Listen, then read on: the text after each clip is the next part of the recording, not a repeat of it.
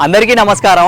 అయితే ఇవాళ రేపు మనం వరి నాటు పెట్టిన కాంచి వరిసేను కోసేదాకా రసాయన ఎరువులు లేనిది అసలు పంటనే పండుతలేదన్న. ఈ భూమికి రసాయన ఎరువులు ఎట్లా అలవాటు చేసినాం అంటే, తాగుబోతోనికి మంది ఎట్లా అలవాటు చేసినాము, ఈ భూమికి రసాయన ఎరువులు అట్లా అలవాటు చేసినాం. నిజంగా అది అస్సలు మంచిది కాదన్న. ఫ్యూచర్లో చాలా ఎఫెక్ట్ పడుతుంది.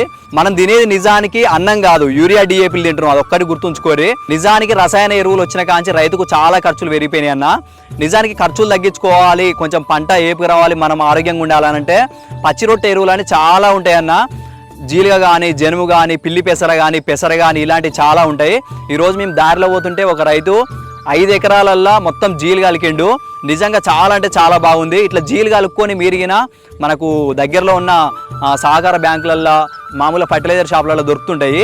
జీలు కలుపుకొని రోటవేటర్ కానీ, లేకపోతే దున్నేటప్పుడు కల్టివేటర్ కానీ ఫుల్ వీల్స్ తోటి కొట్టుకొని దున్నుకొని మనం నాటు పెట్టుకుంటే పంట ఏపుకొస్తుంది. రసాయన ఎరువులు గిన వాడకం